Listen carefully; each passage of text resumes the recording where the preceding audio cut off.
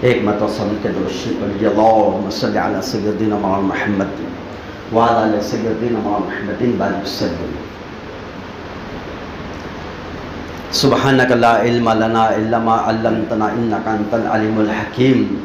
नहमदुहु व नुसल्ली अला रसूलिहिल करीम अम्मा बाद। फ़अऊज़ु बिल्लाहि मिनश शैतानिर रजीम। बिस्मिल्लाहिर रहमानिर रहीम। या अय्युहल्लज़ीना आमनु उदखुलू फ़िस्सिल्मि काफ़ा। सदक़ल्लाहुल अज़ीम। मुहतरम बुज़ुर्गों, दोस्तों, अल्लाह रब्बुल इज़्ज़त का बड़ा शुक्र है, फ़ज़ल है, करम है, एहसान है। उसने आप सबको, हम सबको रमज़ानुल मुबारक का महीना अता फ़रमाया। रमज़ान मुबारक का महीना मिल जाना गोया के मग़फ़िरत का मिल जाना है, बख्शिश का मिल जाना है। वो अल्लाह ने हम सबको अता फ़रमाया। और आज अल्हम्दुलिल्लाह ईद उल फ़ित्र का दिन है, खुशियों का दिन है। जिन लोगों ने इस रमज़ान मुबारक के महीनों की कदर किए, रमज़ान मुबारक के रोज़े रखे, इसकी तरावियों का एहतमाम किए और इसमें सहर इफ्तार का एहतमाम किए और जितने खैर के काम थे, सदक़ात है, ज़कात है, फ़ितरा है, ये सारी की सारी चीज़ों के जो अमल किए हैं, असल खुशी के मुस्तहिक ये लोग। अल्लाह इसकी खुशियाँ हर मोमिन को अता फरमाए। और दोस्तों, ये जो खुशी का दिन, ईद का दिन है, तो आज ईद का दिन है, कल ये ईद फीकी पड़ जाएंगी। आज ईद का दिन है, कल ये, आज ताज़ा ईद का दिन है, कल ये बासी हो जाएगा। ये एक दिन, 2 दिन, 3 दिन तक इसकी मुबारकबाद दी जाती है। उसके बाद फिर अय्याम आम दोनों को जो होते हैं वो ही हो जाते हैं। लेकिन दोस्तों, एक ऐसी ईद की खुशियों के लिए अल्लाह हमको बुला रहा है, जिसके बाद कभी गम नहीं होगा। वो खुशी के बाद कभी गम नहीं, वो जन्नत के अंदर दायमी नेमतों की अल्लाह उसकी तरफ बुला रहे हैं। और इस जन्नत की दायमी नेमतों की तरफ बुलाने के लिए 1,24,000 कमाबेश अम्बिया अलैहिस्सलाम को दुनिया में भेजा गया। या अय्युहन्नास क़ुलू ला इलाहा इल्लल्लाह तुफ़्लिहू। ऐ लोगों, एक अल्लाह को मान लो, कामयाब हो जाएंगे। किस चीज़ की कामयाबी थी? वो कामयाबी जन्नत की कामयाबी थी, हमेशा हमेशा की कामयाबी। ऐसी कामयाबी जिसके बाद नाकामी नहीं, ऐसी खुशी जिसके बाद में फिर कभी गम नहीं, और ऐसी आज़ादी जिसके बाद फिर कभी ग़ुलामी नहीं, और ऐसी जवानी अल्लाह जन्नत में देने वाले हैं जिसके बाद बुढ़ापा नहीं, और ऐसी ज़िंदगी जिसके बाद मौत नहीं। वो खुशियों के लिए सारे इज्तिमात रखे जाते हैं। ईदगाह में जो इज्तिमा हो रहा है, ईदगाह में जो नमाज़ों का एहतमाम हो रहा है, ईद उल फ़ित्र और ईद उल अज़हा की, और हर महल्ले की मस्जिदों के अंदर जो एहतमाम हो रहा है, ये सारे के सारे इज्तिमा। और फिर उसके अलावा हमारे महल्लों की जो 2 मस्जिदों के अलावा ज़िलों के इज्तिमात होते हैं, सूबों के इज्तिमात होते हैं, मुल्की लेवल के इज्तिमात होते हैं, और उसके बाद आलमी इज्तिमात होते हैं जिसमें हम शरीक होते हैं। ये सारे इज्तिमा इसलिए किए जाते हैं कि एक बहुत बड़े इज्तिमा की तैयारी करने के लिए हमको जमा होना है। ये छोटे इज्तिमात हैं, मस्जिद के अंदर, जुमा में, ईदैन में, और फिर उसके अलावा भी जो इज्तिमात होते हैं, ये सारे छोटे इज्तिमात। इन इज्तिमात के अंदर तश्कीलें होती है, इसमें बयानात होते हैं, इसमें अल्लाह के रास्ते में लोगों को निकाला जाता है। ये छोटे इज्तिमात।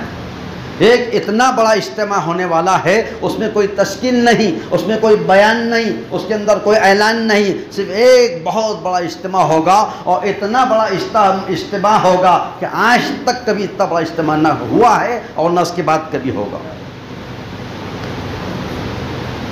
और वो इज्तिमा कहाँ होगा? उसमें लोग कितने रहेंगे? आदम अलैहिस्सलाम से लेके आज तक जितनी इंसानियत दुनिया से चली गई वो सब उस इज्तिमा में हो गए। आज इस धरती पर जितने लोग जी रहे हैं, जिंदा हयात है, वो सारी इंसानियत उस इज्तिमा में होगी। और आज के बाद से हमारे अपने घरों में जो नई नस्ल जन्म लेने वाली है और क़यामत तक आखिरी इंसान, वो सारे उस इज्तिमा में हो। 3 तबके के लोग, वो जो गुजर गए, वो जो हयात है और वो जो आने वाली है नस्ल, ये तीनों लोगों का एक इज्तिमा होगा। और इतना बड़ा इज्तिमा होगा कि हशर का मैदान कायम होगा, सारे इंसानों की सफ़े लगेंगी। और यूँ फरमाया कि 120 सफ़ों के अंदर वो इज्तिमा होगा। कितनी सफ़े होगी? 120 सफ़े होगी। और 120 सफ़ों में आदम अलैहिस्सलाम पहले नबी, जनाब रसूलुल्लाह सल्लल्लाहु अलैहि वसल्लम खातिमुन नबी, आखिरी नबी, और उनसे पहले के जितने नबी आए आदम अलैहिस्सलाम से लेकर हुजूर तक, वो तमाम नबियों की उम्मत, वो सारे लोगों की जब सफ़े गिनेंगे तो 40 सफ़े न होंगे। कितने हो गए? 40 सफ़े।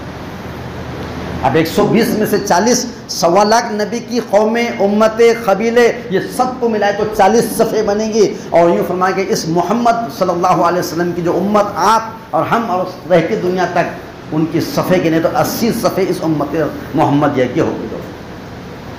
कितने हो गए? 120 सफ़े।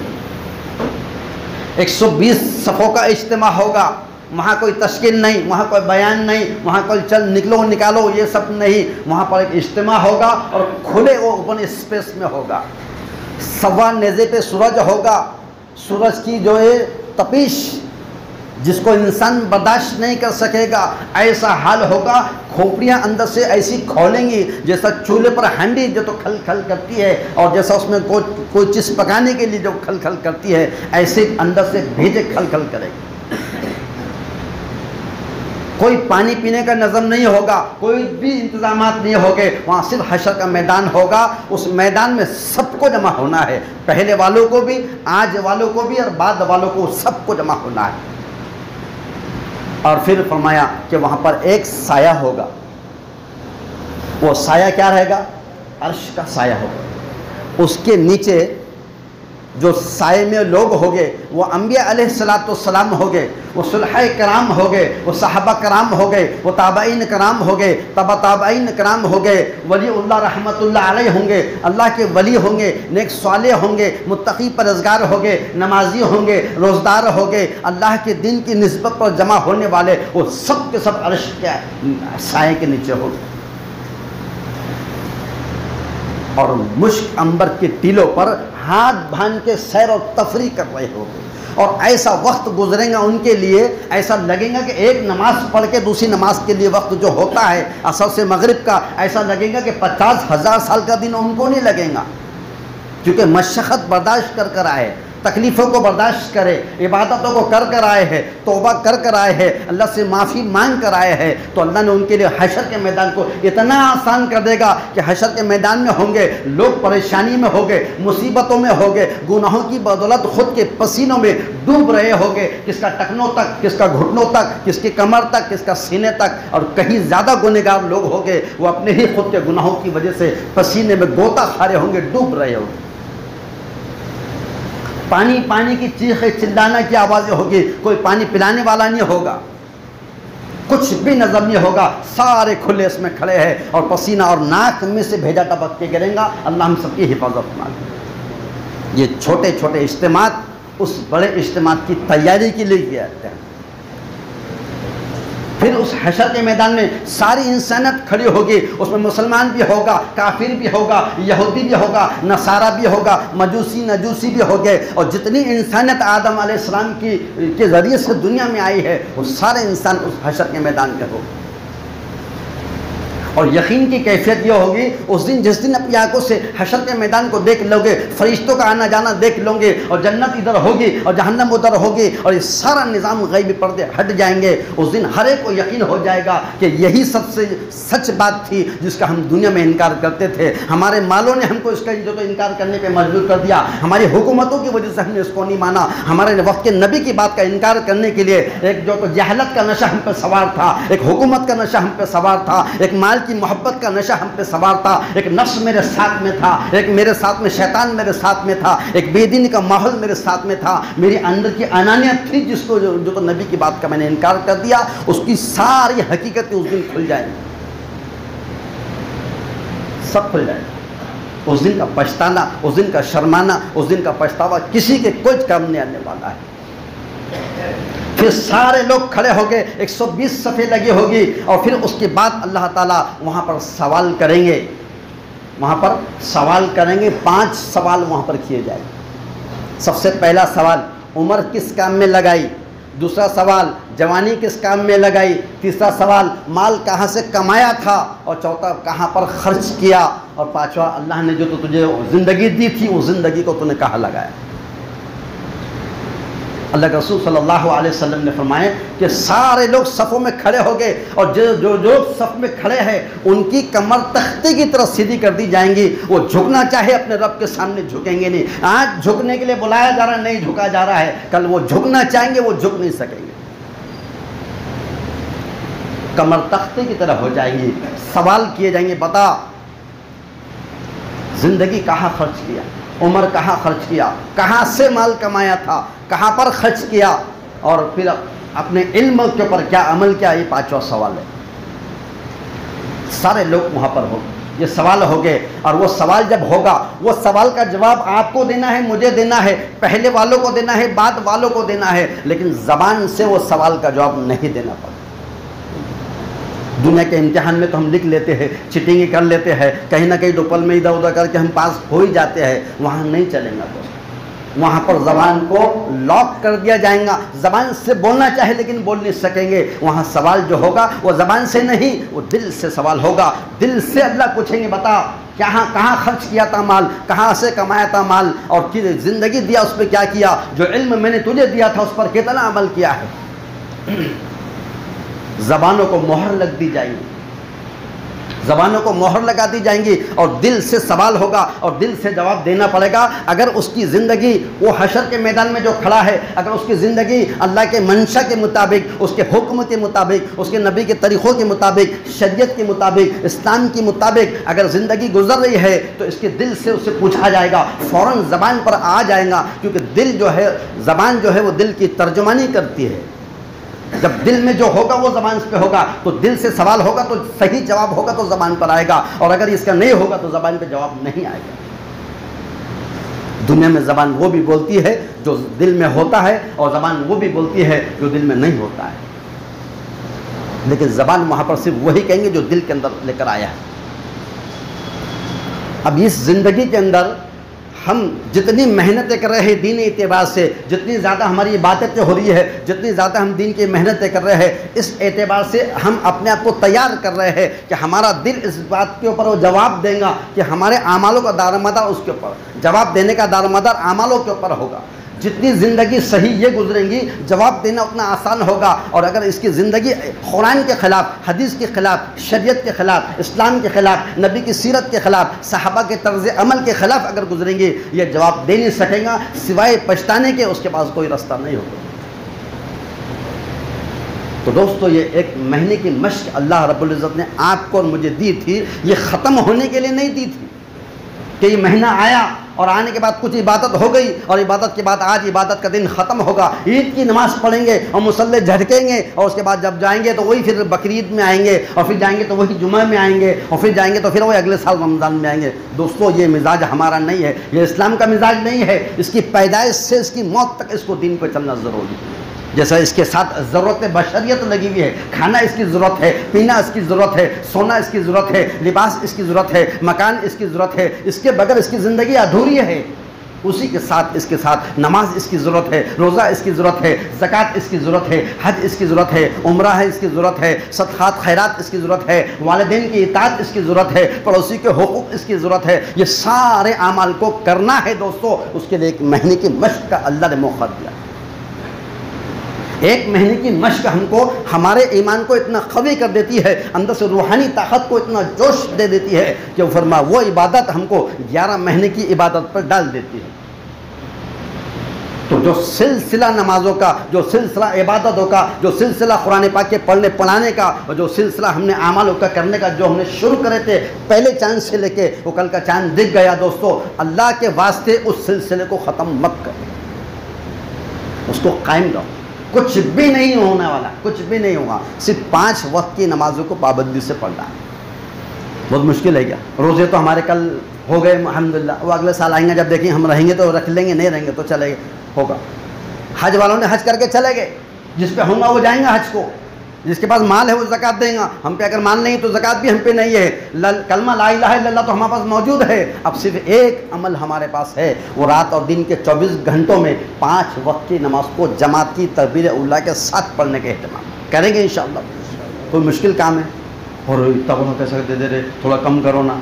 पहले कम कर दिए, 50 नमाजें फ़र्ज़ हो गई थी, लेकिन आहिस्ता आते आते आते मूसा समझा के फिर 5 कम रहे, फिर 5 कम करे, फिर 5 कम करे, होते होते कितने कम हो गए? 50 में से 45 ख़त्म हो गई, अब कितने बचे? और ये फरमाया कि जब मेरी उम्मत इस 5 नमाज़ों को ये पढ़ने का एहतमाम करेंगे तो अल्लाह ताला इसको 50 नमाज़ों का सवाब अल्लाह देने वाले। कितनी नमाजें? 50 नमाज़ों का सवाब। कुछ भी मुश्किल नहीं दोस्तों, ये वक्त का तकाज़ा है, ये हालत का तकाज़ा है। सिवाय अल्लाह को राज़ी इस अमल के ज़रिए से, और हम कोई हमारे पास ताकत नहीं कि हम अल्लाह को राज़ी कर सकते हैं। इस वक्त हम सबको मिलकर अल्लाह की रस्सी को मजबूती से पकड़ना है। वअतसिमू बिहब्लिल्लाहि जमीअन वला तफर्रक़ू, तुम सब मिलकर अल्लाह की रस्सी को मजबूती से मजबूती से थामे रखो। अब यह कि जब ये 5 नमाजें पाबंदी से पढ़ते रह गए तो यूँ फरमाया, हदीस में बात मिलती है कि जब तक बंदा नमाज़ों का एहतमाम करता है, 5 नमाज़ों को, फ़र्ज़ नमाज़ों को मस्जिद में अदा करता है, शैतान की जुरात उस पर नहीं होती है कि वो उसको गुनाहों की तरफ लेके जाए। जब तक नमाज का एहतमाम करता है, जब तक वज़ू की हालत में रहता है, शैतान की हिम्मत नहीं होती कि उसको बहका दे। जब वो वज़ू टूट जाता है, जब नमाज़ों को आगे पीछे करके वो छोड़ देता है, तो फिर शैतान उसको बहकाने की इंतहाई कोशिश करता है। और उसका मुंतहाई मकसद ये है कि दुनिया से ये ईमान वाला जब जा रहा हो तो इसके साथ सब जाए, लेकिन इसके साथ ईमान ना जाए। ये उसकी मुंतहाई मेहनत का आखिरी जो तो इसका हरबा है कि आखिरी में वो ये चाहता है कि जब दुनिया से ईमान वाला जाए तो उसकी ज़बान पे ला इलाहा इल्लल्लाह जारी ना हो और ये बगैर कलमे के चले जाए। तो ये सारी दावत की मेहनत, दीन की मेहनत, मकाती की मेहनत, मदारिस की मेहनत, खानखाई निज़ाम की मेहनत, सारी मेहनतों का निचोड़ यह है कि जो ईमान अल्लाह रब्बुल इज़्ज़त ने ईमान वालों को दिया है दोस्तों, वह ईमान के ऊपर आपका, मेरा और सारे इंसानों का, ईमान वालों का खात्मा हो जाना। जब हम दुनिया से जा रहे हो तो हमारी ज़बान पे ला इलाहा इल्लल्लाह मुहम्मदुर रसूलुल्लाह सल्लल्लाहु अलैहि वसल्लम ये हो, और इसके साथ अगर हम रवाना हो गए तो दुनिया का खुशकिस्मत इंसान, इससे बड़ा खुश नसीब दुनिया में कोई नहीं। ये दुनिया के अंदर आया था मुसलमान बनकर और दुनिया से ईमान वाला बनकर चला गया, बस सबसे बड़ी दौलत कमा कर इसने लेके चलेगा। वरना क्या होगा? वम्ताजुल यौमा अय्युहल मुजरिमून, कल हशर के मैदान के अंदर क्या है? अल्लाह ताला मुजरिमों को अलग कर देंगे। ऐ मुजरिमों, वम्ताजुल यौमा अय्युहल मुजरिमून, ऐ मुजरिमों तुम सब आज अलग हो जाओ, जन्नत वाले जन्नत में चले जाओ, जहन्नम वाले जहन्नम में। और जो लोगों ने इनकार किए थे, जिन लोगों ने जुल्म ज़्यादती कर बैठे थे, तो फरमाया उनसे कहा जाएगा वम्ताजुल यौमा अय्युहल मुजरिमून, ऐ मुजरिमों अलग हो जाओ। तो जन्नतियों की सफ़ों में से उन मुजरिमों को, उन हशर के मैदान के अंदर जो मुजरिम लोग होंगे, जो इनकार कर बैठे थे अल्लाह का, जो इनकार कर बैठे थे नबी का, जो इनकार कर बैठे थे आसमानी किताबों का, उनको अलग कर दिया जाएगा दोस्तों। और फिर वहाँ पर उसके नाम अमल को गिना जाएगा। और ये 5 सवालों का जवाब दे दिया तो फिर उसके लिए जन्नत के फैसले होंगे, तराजू मीज़ान कायम होंगे। मीज़ान कायम होने के अंदर उसके नाम अमल को गिना जाएगा और सारे जन्नती जन्नत में चले जाएंगे और सारे जहन्नमी जहन्नम में चले जाएंगे। लेकिन एक तबका, एक जमात ऐसी बाकी रहेंगी कि इसलिए कि वो उनके पास एक नेकी नहीं है कि वो जन्नत में जा सकते, और उनके पास एक गुनाह नहीं है कि वो जो तो जहन्नम में जा सकते। उनको अहले एराफ कहा। इधर से जन्नत होंगी, इधर से जहन्नम होगी, और दोनों के बीच में एक वादी है, पहाड़ है। उस पहाड़ का नाम जो होता है अहले एराफ है। उस अहले एराफ के वेटिंग लिस्ट में अल्लाह ताला ये सारे लोगों को रखेगा जिसकी नेकी और गुनाह दोनों बराबर है। एक नेकी होती तो जन्नत में चले जाते थे, इसलिए नहीं जा रहे, लेकिन एक गुनाह भी नहीं बढ़ा हुआ है कि जिससे जहन्नम में जाते थे, लेकिन दोनों के बीच में वेटिंग लिस्ट में बैठे हुए अहले एराफ में। फिर उसके बाद जन्नत वाले जन्नत पे चले जाएंगे और जहन्नम वाले जहन्नम में चले जाएंगे, और फिर उसके बाद हज़ारों साल तक वहाँ बैठे रहेंगे। और उसके बाद उनसे कहा जाएगा कि जाओ, नेकी तो नहीं है कि तुम जन्नत में जाते, लेकिन गुनाह भी नहीं कि तुम जहन्नम में जाते, लेकिन मेरे फजल से आज तुम सब जन्नत में चले जाओ। चुनाचे वो जो तबका होगा, वो जो जमात होगी, अल्लाह उनको भी जन्नत में दाखिल कर देगा। आखिरी बात, अब जब जन्नत वाले जन्नत में चले जाएंगे तो हमेशा की जन्नत, हमेशा की खुशियाँ, वहाँ कभी मौत नहीं आएंगी, वहाँ बुढ़ापा नहीं आएगा, वहाँ कोई परेशानी मुसीबत नहीं होगी, वहाँ तकलीफ नहीं होगी। बस इन्नल ऐश ऐशुल आखिरा, और न नमाज की ज़रूरत और न कहीं और किसी इबादत की ज़रूरत, कुछ भी नहीं करना पड़ेगा। तो अल्लाह रब्बुल इज़्ज़त ने एक मौका दिया हुआ है। रमज़ान मुबारक की महीना अल्लाह ने अता फरमाया था, जो लोगों ने करे अल्लाह उनको जज़ाए खैर अता फरमा दे, उनकी इबादतों को अल्लाह कबूल फरमा ले। लेकिन इस इबादत के तसलसल को क़ायम रखना है, इसको ख़त्म नहीं करना है। दोस्तों, दुआ करो अल्लाह ताला से कि अल्लाह ताला इन तमाम अमाल के ऊपर हम सबको इस्तिक़ामत नसीब फरमाए, और मौत तक और मौत के आखिर सांस तक अल्लाह हम सबको इसके ऊपर अमल करने की तौफ़ीक़ अता फरमाए।